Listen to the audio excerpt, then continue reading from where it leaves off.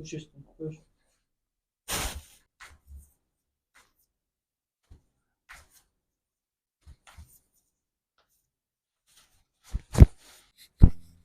слушай. Слушай. Что? Bosh qo'ymayapti ekan.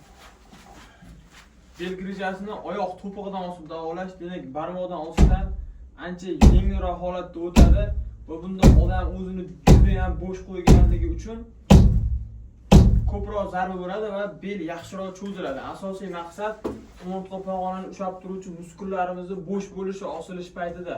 Osilgan paytda og'riq chidolmay o'zini qattiq qo'yib oladigan bo'lsa, demak, rezultat past bo'ladi. O'shaning uchun birinchi navbatda odam o'zini bo'sh qo'yishi kerak osilgan paytda.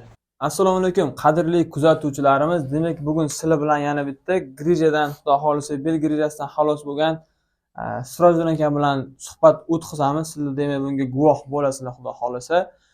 Sirojjon akamizda adashmasam 94-yil grija 4,5 ga 3,5 adashmasam. Eltor 55 4,5, 55 3,5 grija bilan keldi. Og'riqlar belda ko'proq, oyoqlarda unaqa hali juda ko'p og'riq yo'q edi kelganda. Kecha keldi akamiz. Kecha sanamiz 23-may bo'lsa, bugun 24-chi. Xudo xolisa bugun muolajalarni yakunladik.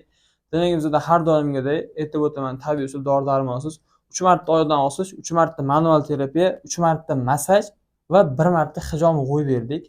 Xudo xolisa hozircha holatlari yaxshi. Demak, buni hammasini yaxshisi har doimgidek akamiz o'zidan batafsil eshitamiz. Nima rezultat qanaqa? Birinchi muolaja haqida gaplashmoqdik. Holatingiz qanaqa? Bor gap. Allohga shukr, yaxshi. Kecha keldim. Alloh rozi bo'lsin.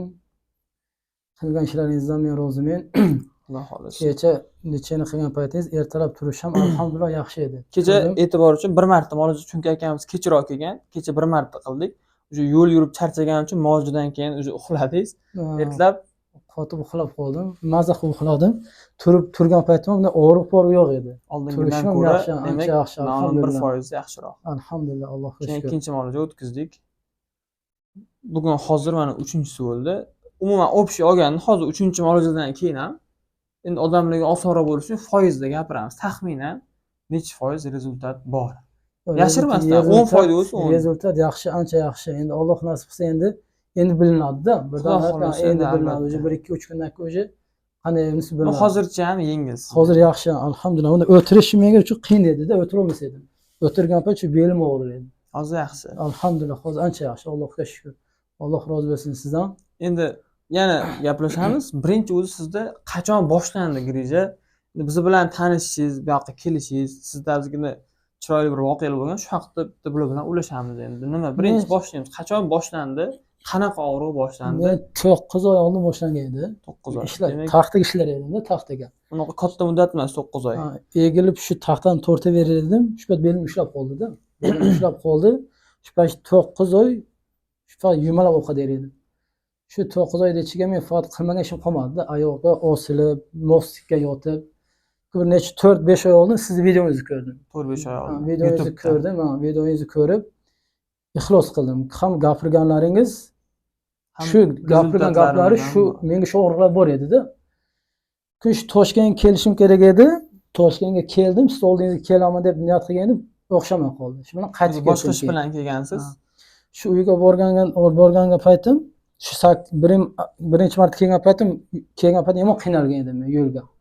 Keyin borgan payt sizni shu nomeringiz YouTube'ga yozgan ekansiz nomeringizni, shu nomeringizga telefon qilib sizga tushuntirgan edim vaziyatni. Aka, shunda belimni ko'tara olmayapman. Siz aytganingiz, men uni ko'rib biror narsa deya olmayman, lekin bir mashq berdingiz, 5 ta mashq. Alhamdulillah shu mashqni qilib, ancha 100% bo'lmasa 50% ancha yaxshi bo'ldim. Bu yoqqa kelgunizgacha. Shu mashqni berdingiz, mashqni 50% bu safar keldim, uncha qiyinchilik bo'lmadi. Shu bir oy shu mashq bergan mashqingizni bir oy qildim. Har kechqurun qilar edim. Uxlashdan oldin. Hammasi demak mashqda aytilgan qoidasiga. Siz qanday shu aytgan bo'lsangiz, shu qanday qoida bo'lsa shu qoida bilan qilib, alhamdulillah, mashq yaxshi bo'ldingiz. Kelishimga qiynalmadim yo'lga. Xudo xolisa bu muolajadan keyin yana yaxshiroq bo'lib ketaman deb umidda bular. Xudo xolisa ozgina safaringiz bor menimcha.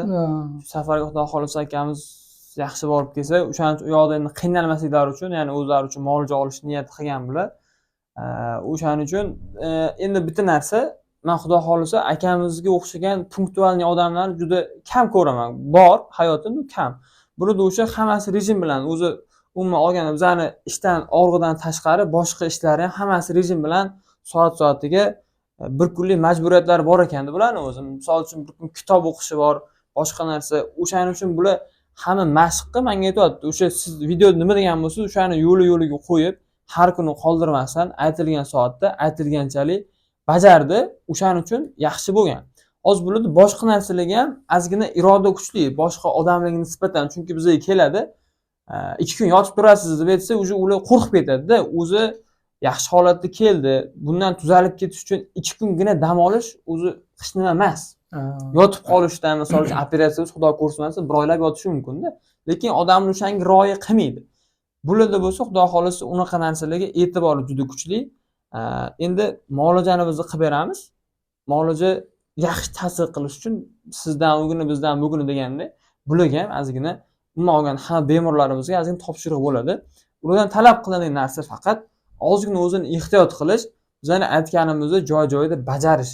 Eng asosiysi tekin bu narsalar. Hech qanaqa pul yo'q, hech nima og'ir yuk talab qilmaydi. Faqatgina yotib berish ham kerak bo'lsa kimlardir qo'ldan kelmaydi. O'shaning uchun demoqchi bo'lganim, asosiy birinchi o'rindagi narsa ixlos, ikkinchi o'rinda odamda bo'ladigan o'ziga bo'lgan ishonch, ozgina o'zini o'zi tarbiya qilib, sal bitta yo'nalishga solib, o'sha bo'yicha ozgina harakat qilish faqat bo'ldi. Demoqchi bo'lganim, bularda shu narsani ko'rdim. Boshqalarga ham tavsiya beraman albatta, chunki hech qachon odam o'zini ustida o'zi ishlab, o'zini o'zi nimalargadir majburlamasa, hech qachon osonlik bilan nimagadir erishish juda ham qiyin masala, hamma yo'nalishda ham. Shu bemalol kasalaring bo'ladi. Demak, tavsiya qilasiz. Og'riqli ko'pchilik qo'rqadi. Yo'q, ko'p aytganmiz bu haqda. Qo'rqish yo'q. Bemalol kelaveringlar. Alloh rozi bo'lsin Murod akadan. Ishlari ham yaxshi. Yo'q, unaqa yolg'on, unaqa. Hammasi bor gap. Hammasi yaxshi. Asosiy tabiiy usullar. Akamiz endi hozir sizlarga bitta parcha oxirgi muolajasidan oldik. Hijomalar ham qilib berdik. Endi hijoma bularga bellariga ham, yelkalariga ham qo'yib berdik. Chunki birinchi navbatda hijomaga bo'lgan ixlosi bularda juda ham kuchli ekan. Shu birinchi navbatda sunnat amal bo'lganligi uchun boshqa muolajalar haqida to'liq videolar yo'q, lekin bizda kuzatib yurgan odam biladi, har doimgidek tabiiy usullar, shunaqa dori-darmonsiz. Eslatib o'taman, grijaga hech qachon dori-darmon davo bo'la olmaydi. Faqatgina og'rig'i vaqtinchalik qoldirib beradi xolos. Bizdagi muolajalar bu to'g'ridan-to'g'ri grijani kichirtiradi, faqatgina boya aytganingizdek ozgina odamlarda ham harakat bo'lishi kerak. Demak, siz tavsiya qila olasiz. Sizga xudo xolisa yaxshi ta'sir qildi. Alhamdulillah. Demak, akamizga ham katta rahmat aytamiz, chunki videoga chiqib berishga ham ko'pchilik rozi bo'lmaydi. Ko'p odam keladi.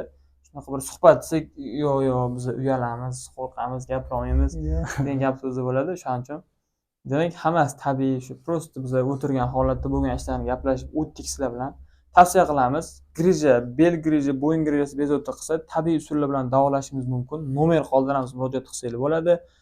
Video yoqqan bo'lsa, qanaqadir albatta like bosib qo'yish unutmaysizlar. Kimda qanaqa fikr, kimda qanaqadir bezovtalik bo'lsa, kommentariy yozib qo'ysangiz bo'ladi. Va albatta bizda onlayn konsultatsiya albatta bepul. Bular ham misol uchun emirtlarni tashadi, maslahat qildik, nima gap, bunisiz qo'limizdan kelgancha hech nima qiza olmaymiz. Yoki sizga tashlab bergan mashqimiz uchun biron bir pul oldikmi klikdan. Hech nima, 100 so'm ham bizga unaqa masofaviy tarzda hech qanaqa pul kerak emas, xullas. Biz endi ketgan vaqtimiz, qilgan mehnatimiz uchun shu yerda ozroq pul olishimiz mumkin. Lekin kimlargadir yordam kerak bo'lsa, biz hech qachon qochmaymiz. Demak, shu nomerimiz Telegramdan yozsanglar ham bemalol maslahat qilishimiz mumkin bo'ladi. Obuna qo'yish albatta esingizdan chiqmaydi, chunki bizda har kuni sizlarga grija uchun, boshqa muammolar uchun tabiiy yo'nalishlar bilan davolanish haqida ko'p ma'lumotlar berib boriladi. Bu haqda bu uchun biz ko'proq harakat qilamiz. Demak, sizlarga sog'lik, salomatlik tilaymiz. Akamizga ham katta rahmat aytamiz. Salomat bo'ling, Xudo shifo bersin. Videolar ko'proq chiqarib turing. Videolaringiz hammasi ma'noli. Xudo xolisa harakat qilamiz, iloji boricha ko'proq shu odamlarga nimadir masofaviy tarzda yordam berishga. Ishlashdan charchamang. Rahmat.